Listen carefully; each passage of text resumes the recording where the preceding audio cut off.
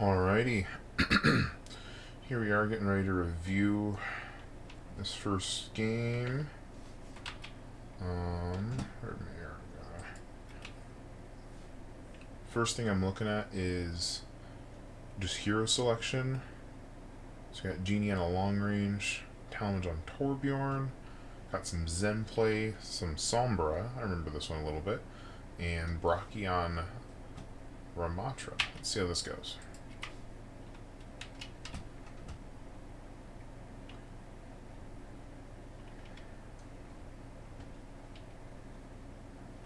Ah, there goes Sombra on the flank. Really good, because that means that there's no spam damage that's likely to get you. Pew pew, pew pew pew pew pew pew.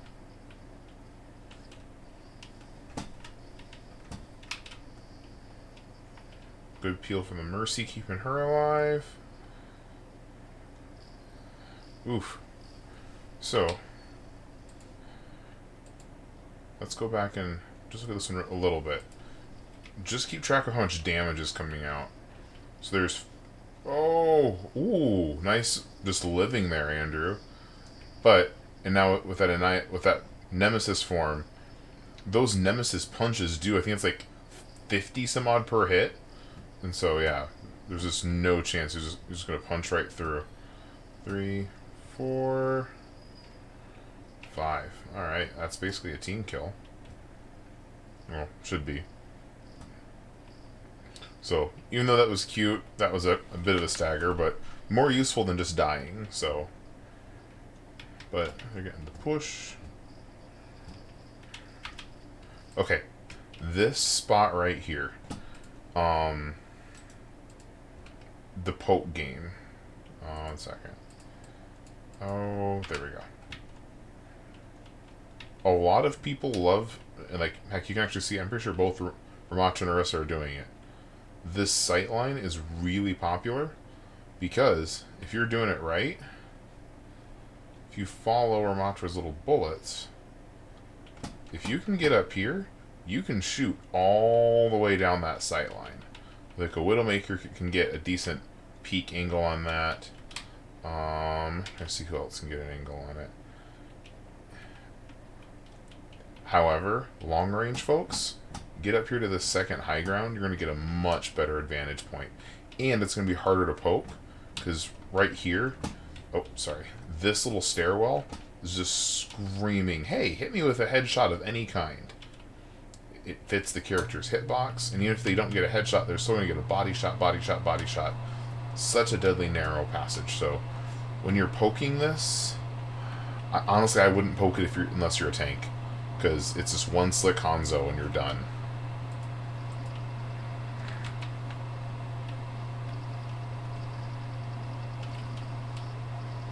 Ooh, good finish on Zenyatta.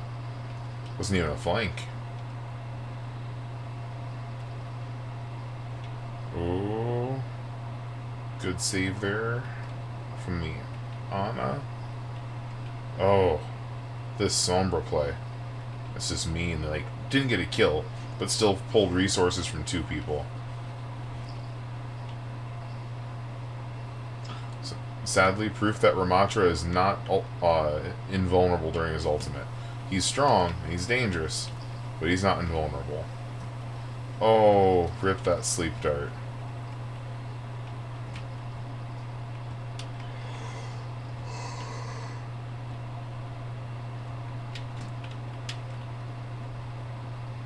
Ooh, rip.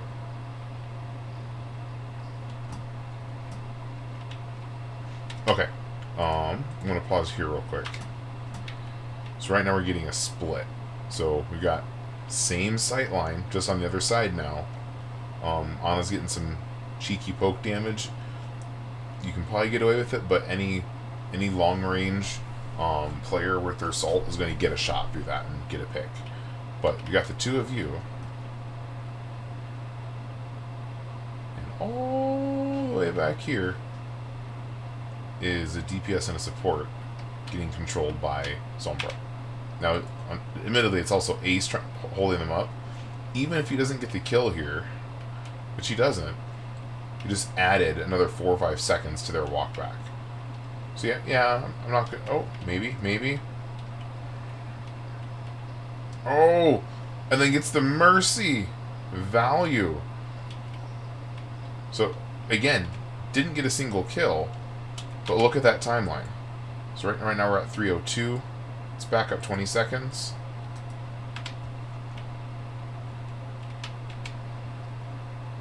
Oh wait, I missed it. Even more? Alright, so this starts at 3:36. So at 3:36, these folks are over here.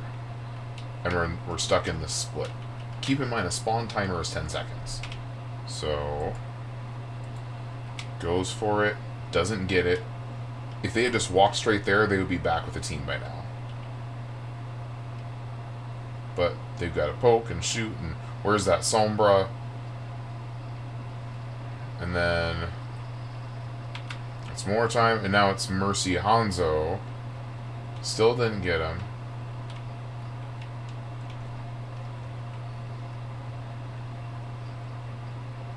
And hey, look, there's Sombra again. Ooh, got the kill and committed attention from another one. That's 45 seconds of stall.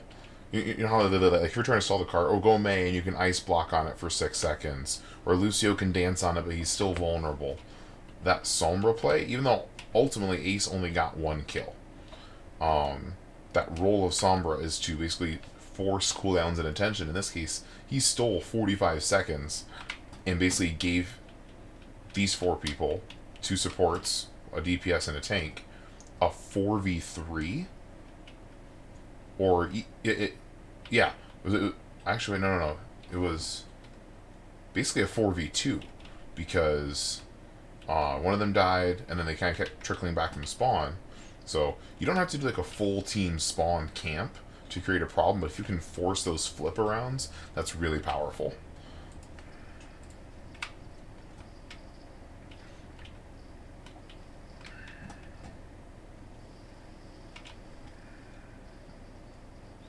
Oh, that's just a rough spot to be. Yeah, 2v1. Let's see how we're doing.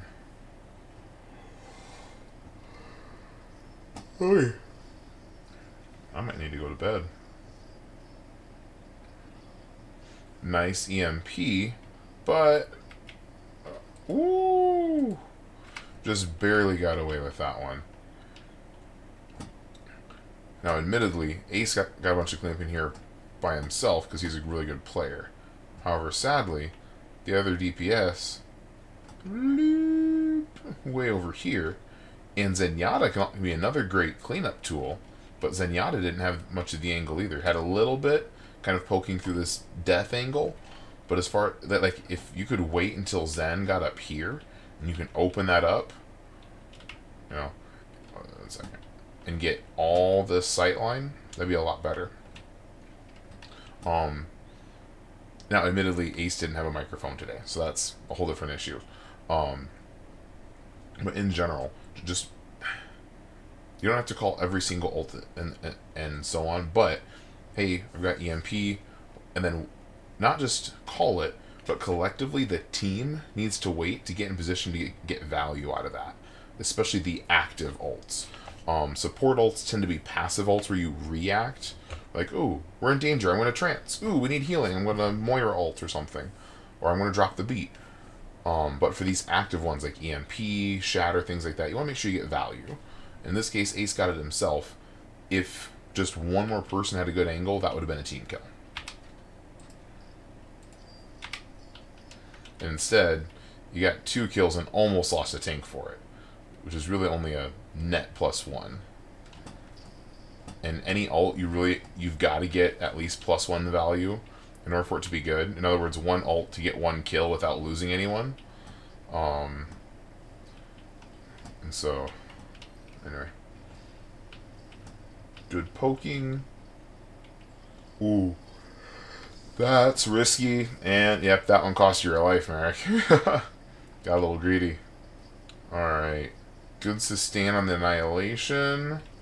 Ooh. Yep. Now, the next hard part is you're playing Ramatra with a very high output healer and a very low output healer. The concept of a heal bot gets memed into the ground. Don't heal bot.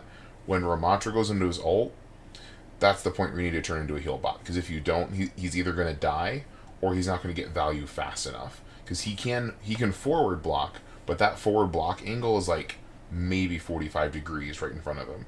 Like if you're just behind the shoulders, you're going to miss that block. And or if you're even just 90 degrees to the side, your damage is still effective. He also can't block any of the lasers, so like Sim Beam or Zarya Beam. There's a couple other things that his block doesn't negate. And so propping up that annihilation is actually quite important. Sombra still going. Pew pew pew. This isn't ideal, but Sombra's the only character there to push. And honestly, that's quite solid. They can't push the bot without someone there. And hey, I'm just gonna not die.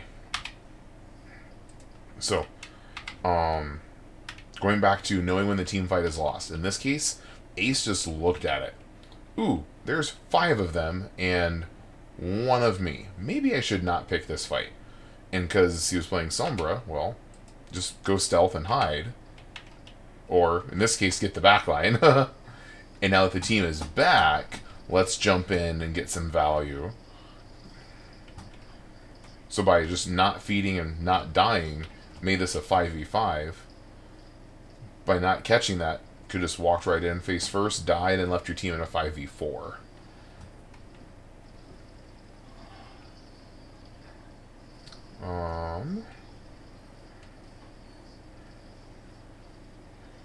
Yep, once again, Arissa just getting punched in the face. Ooh, yep, that one was greedy. So, Mercy reses. I'm going to do just some quick numbers about Mercy reses. So, if Mercy has to res, that's because a player is dead. So, best case scenario, you're fighting down from a 4v... Okay, actually, yeah. Best case scenario, you're fighting from a 4v some kind of advantage. Like, oh, we went into a 5v5 teammate, we won, but we lost a teammate and we're resing them back to shorten their respawn time. That's nice. Ideally, you want to save it for fight situations where you're down a person, but they died in a safe place and you can res. Because what will happen is if you're down 1, so now it's 5v4, and you res, you bring them back, 5v5. Great value, because they come right there to that spot. However, if you have a dead teammate and you go to res, best case scenario you're looking at is 5v3, which is basically a team loss. So if you can kill that resing Mercy, in this case it was the end of the team fight, which was bad time to res. But if you can do that mid-team fight and get the Mercy res off, basically whoever wins that res fight is going to win. Or is going to... Sorry, whoever wins that res ability is going to win. That looks like a startled Zen ult. Alright, other abilities to dive into. Transcendence is low-key one of the best, worst, good ultimates of the game. I can't remember the exact healing output. Transcendence is not immortal. The Zen is invulnerable. However, the teammates can still die. If you are in a Transcendence, if you take a headshot, particularly from a Widowmaker or a Hanzo, that damage is calculated instantly before the Transcendence healing comes in. Same thing with just high damage volume. So, Diva Bomb, Bastion ult, Junk Tires, or just high volumes of damage. So, like, if you have a Nano Mercy boosted Bastion and a Roadhog Whole Hog all going off at the same time, that damage still calculates and it will actually out damage the healing of a Transcendence. You got to be careful of that. It'll get you through a Dragon Blade. It'll get you through a Sig Grav, and so or just like bulk damage things, or in this case a Hanzo Dragon. It's very easy to counter. If you're finding an enemy Zen's getting too much value, just run Ana. Likewise, if you're running Zen and your Transcendence keep getting countered, go Kiriko. Zen Kiriko is going to put out a lot of damage, very little healing. It's going to get lots of utility. So be careful of that. If you're running Zenyatta, you gotta make sure that that Onanate is on cooldown. Likewise, if you're trying to target some big damage and you know there's a Zen there, jump the Zen first. You'll see a lot of teams, they'll run a dive and they'll pin down the Zen and either force him to trance or they'll kill him, and then they'll pop an ult. If you pop an ult early and Zen just trances, Zen's basically won the ultimate fight because he controlled the tempo of the ults. Even better, depending on how you time it, you can use Zen ult to cancel multiple ultimates at once. I shared a pog in one of the other Discord channels where I popped Transcendent in a Kiriko ult, so my whole team's going to be taking more damage. Then Reaper Death Blossomed, and Brigitte was doing her rally.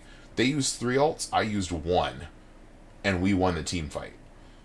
So even if we had lost that team fight, we're ahead on ults 4-2. But because we won that team fight, we've got the momentum going forward, and I was getting ult charge back while they were walking from spawn. So Zen ult has a lot of board flip opportunities, but his ult can also be countered. Two more things on Zen ult. I'm sorry I'm getting sidetracked on this.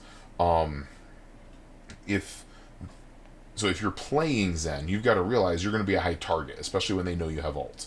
So part of it is just playing hide and seek and kind of like poking your head out so your healing orb stays active, trying to get your damage orb active, but really just trying to not die. Again, just not dying is really critical. There were several pro Zenyatas in Season 1 who mechanically kept up with the best of them, but their death count was higher, which meant that their ult opportunity was lower. Because if you're dead, your chance to use that powerful game-flipping ult goes down, which means you're not, they're gonna shatter and throw in a dragon and I can trance. If you're dead, you're out of luck. Similarly, you need to start hearing voice lines for the different ultimates. There's a Sombra one in the aim trainer and a Rein one. Those are 2 of the big ones you can counter. If you catch Reinhardt and you hear that simmer and you see that animation where the hammer, whatever he's trying to say, and you see that hammer come up, he's gonna shatter. It's a full-on animation and voice sign that you can see and hear. Pop that trance, because wherever he hits is going to take damage. So if you're immortal, that's good. And then you instantly heal up your teammates who got hit. That's even better. And Ryan basically just wasted an ultimate. So using those voice lines to get your ultimate in just before they pop it is really good. Same with EMP. EMP basically kills Zen. It takes away all of his shields, and if you take away all these blue boxes of shields, he has basically no health. So that's a little bit about Zenyatta. If you have more questions about him, I'll talk or play with you. But he's a very fun character that his ultimate is. His entire kit was basically built around his ultimate.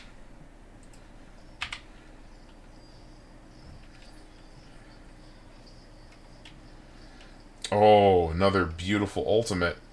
No! Oh. Let's back up real quick. Here we go. So here's the spooky ult.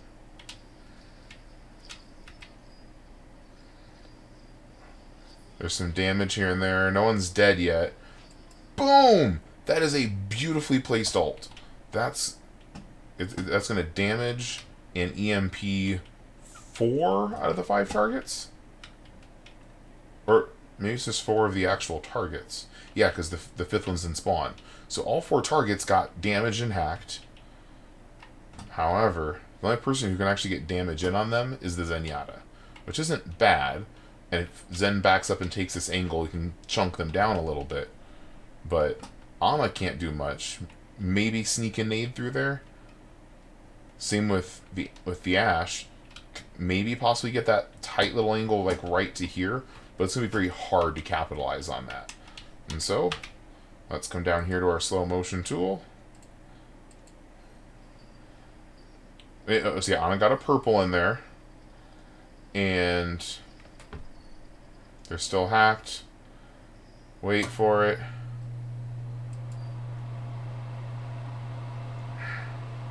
Beautifully placed ultimate that led to 3 of the teammates dying.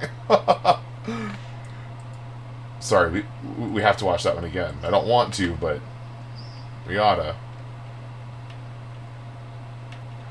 Transcendence to cancel the dragon. That's solid. We've got some good positioning so far. And honestly, a lot of deaths come to poor positioning. If you're in the wrong spot, you're easier to hit. So we've got these 3. Where's the 4th one? Uh-oh. I'm having a dense moment. Anna Zen. Ram. I can't see the other 2. I'm so sorry. I'm having a dumb moment.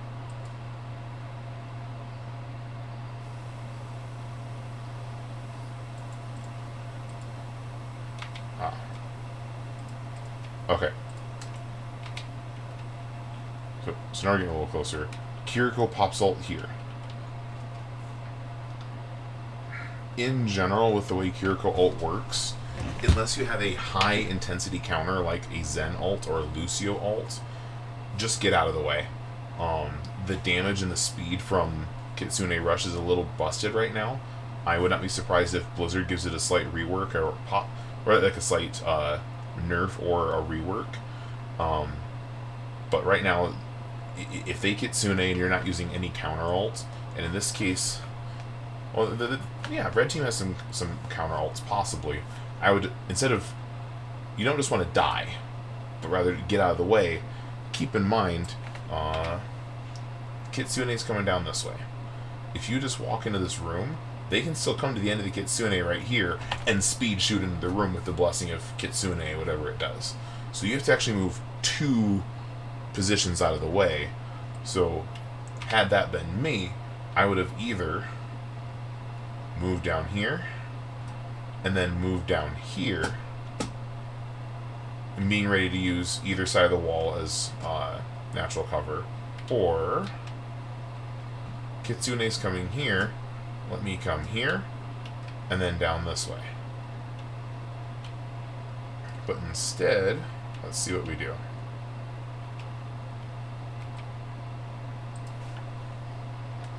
Beautifully placed EMP, but at that very second, tank's getting melted down with lots of damage that, keep in mind, you're running with a Zen, so you're only going to get 25 healing per second from the Zen. Actually, it might be less than that now. And Ana, which can do a lot, but still that's no comparison to the Kiriko Orisa Ana that was shooting back. So, tank just gets pressured down. And then Reaper just walks into the room. Zen's down. Yeah, tank just walks into the back line. Reaper into the other back line. GG. Or at least good team fight. So, well, one of the things I want to cover when we start getting into map study a little more is retreat routes. And in our games, I'll probably pause a lot more like this. I obviously can't rewind it. But just say, hey, okay, now that this team fight is over, next time we need to take this stair path or that stair path. Also, shot calling. It's still something we got to work on. More people are participating in shot calling, so we're getting more information. However, now we need to trim that down and get to just the most useful information. So, like, if I back up here and I say, Kitsune Rush, everyone should be able to hear the voice line. I don't need to say it. However, you could say, pull back left. And so, Kitsune comes in, we're going to come in here, keep going. And then we come out this way. And without you having to say, going out to the back right, back ledge, or something like that, you can just say, hey, back up left. Keep going left. And then whatever you're going to do, whether you jump back up to the high ground, or come through this way, or back door, or under the bridge this way. It depends what you got to do. But calling your retreat routes, or even just signaling them, if you use whoops, that was a pizza box. If you just use that middle right click, you can get a lot of information out. Anyway, we're going to keep moving now. Blue's got the bot, boop, boop, boop, doop.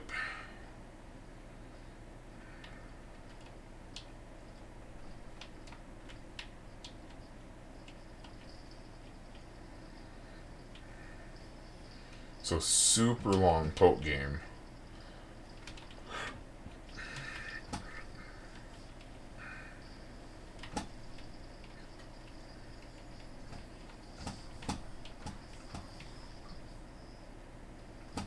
Big annihilation. Nice Suzu. But needed it then. Oh, good annihilation. Good support healing. And there wasn't nearly enough damage on the Ramatra. And then Reaper's trying to hide. Maybe. Yeah. Oh! Well played. I know. That sounds... Oh, no.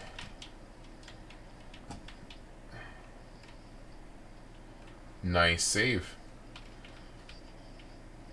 But don't let your Kiriko die.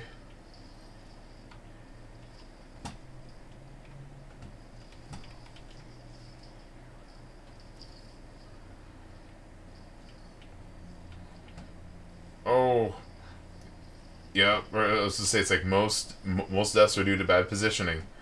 If Zen had been over here, it would have been like a short bloop bloop to get to cover instead of what happened. Now sometimes you gotta take the space. You can get out to this corner and... But... Alrighty. So red team's still moving.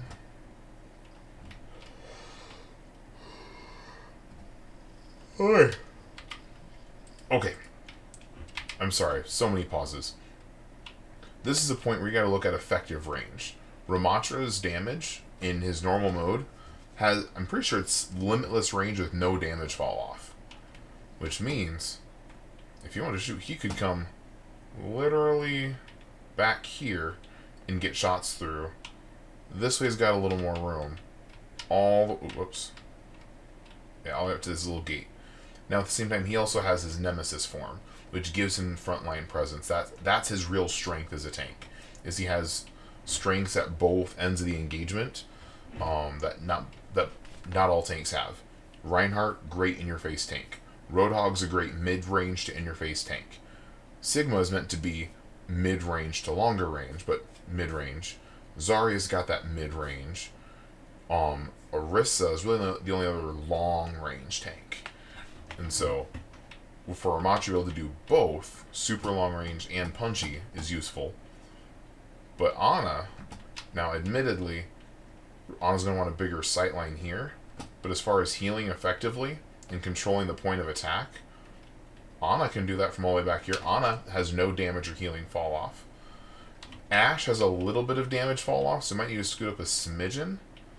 But instead of coming here, see where this Reaper's going?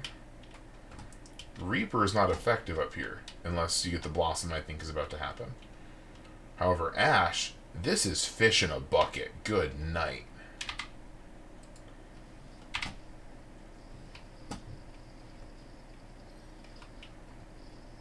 Okay, no Reaper Blossom.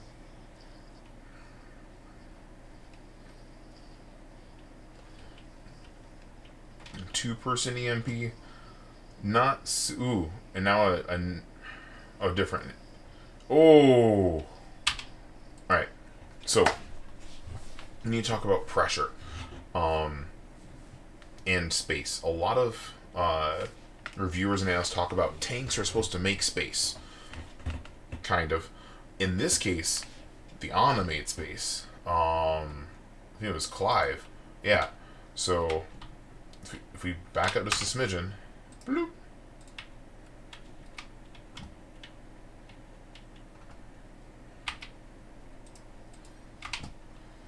So, uh-oh. Here they come. Oh no. They're on me. I need help. I need healing. And they're fighting. Then here comes the EMP. And then the nano. The most and then a counter nano. The most effective ability in all of that was the anti-nade. Because, let's see, Parker's anti-nade got one or two people. Clive's got all four. Which means none of them are getting healed for it's 4 seconds, I believe. Which basically just forces a complete retreat on that attack. It's so, let's see. 1, 2...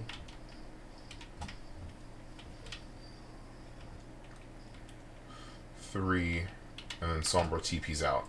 Oh, whoops. Now the problem... Wait a minute.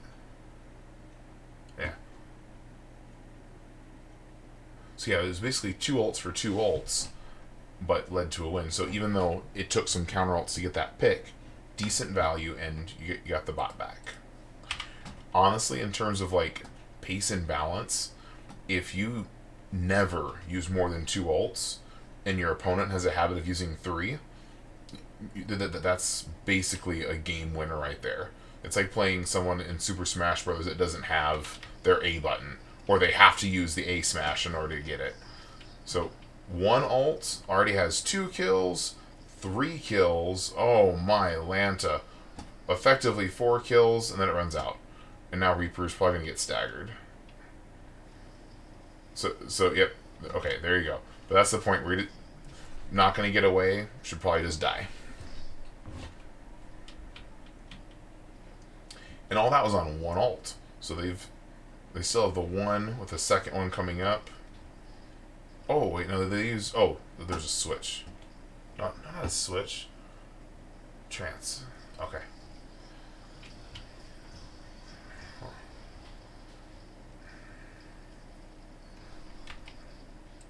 1 ult for at least 1 kill and 1 assist. That's pretty solid. Good Blossom.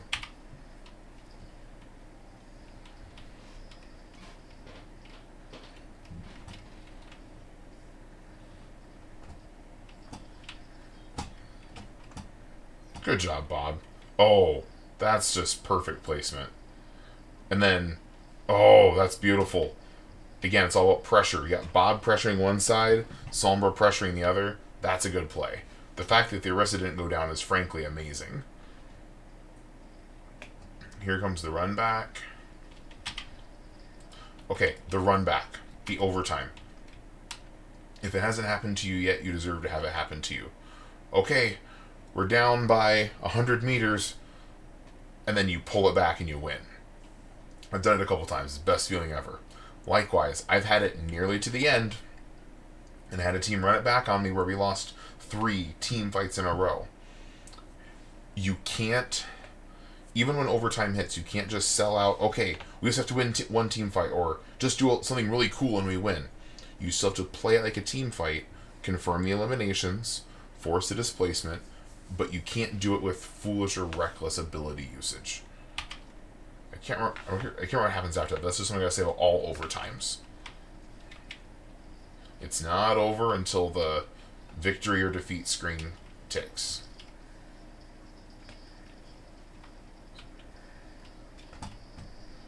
So, decent presence. Nice. Ooh, good Suzu. Good purple. Good ult. Let's see how the tire does. Good tire. Good EMP, too. Wow.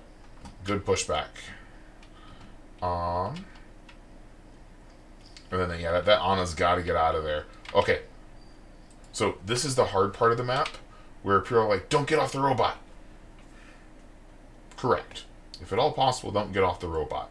Ideally, when you get to this point of the game where a comeback is very real, but you can't leave the robot, you have to be intentional. So in this case, the longest range characters, or in this case, Ana and Kiriko, are the ones who should be on the robot.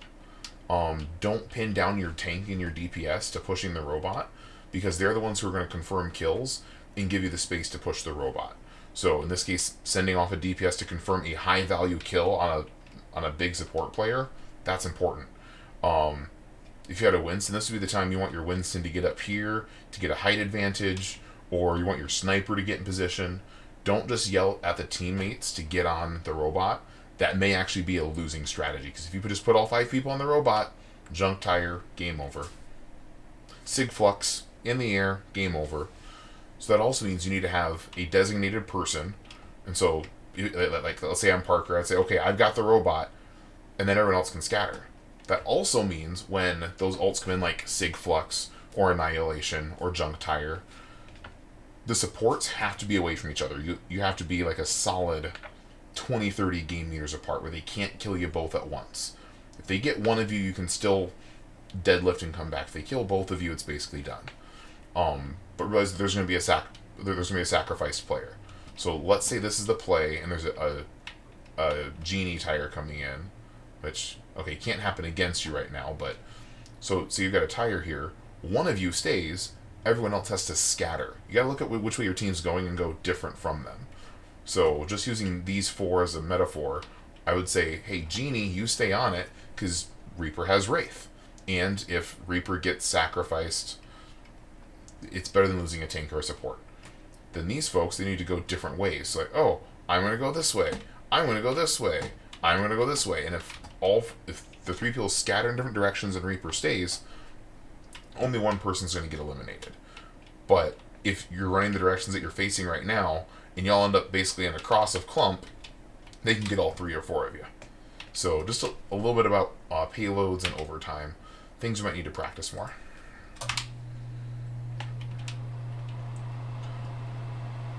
So at least 1 on the payload. If you can't get a good spot and push ahead, you want to get 3 on the payload. 3 is the magic number, unless they change it from Overwatch 1. That gets the fastest push speed or payload speed. Oh yeah, this is where a better positioning would have really helped. Because now the red team coming down controls the pace. But let's see. Oh, that's a good support save. And then using angles, coming around, forward spawn. Okay. Next part you gotta be looking at is where are they coming from next. They're coming from this spawn over here, which means they really only have 2 ways to attack. Coming to the bridge and shooting down, or going through the side room and coming out. Tanks are responsible for taking space. DPS have an equal opportunity to prevent that, either by damaging pressure, or in the case of Junkrat, tire, mine, boom. Trap, mine. Or having a May wall ready of, oh, they're going that way, and then you buy your team 3 to 4 seconds of blocking with the ice wall. Let's see what happens. Junk's coming down. Reaper's got some pressure ready to go. Hugging the corner. Good pick on that backside. So now you just have the front side to worry about. Oh, Killer Suzu. Killer Sleep. But we... Yep. And then 1 ult. 2 kills. Now the Nano's in. Purple. Yep. Solid purple and Annihilation. And that was it. So, I'm sorry that went on for forever. Lots of information in there. Whether it be ult usage, ult timing, ult countering, positioning, runbacks, staggering, overtime, things like that. I hope it's useful. And I'm probably going to knock it off since I'm getting a little sleepy. But I'll try to get some more up and going, and I'll keep doing this throughout the season.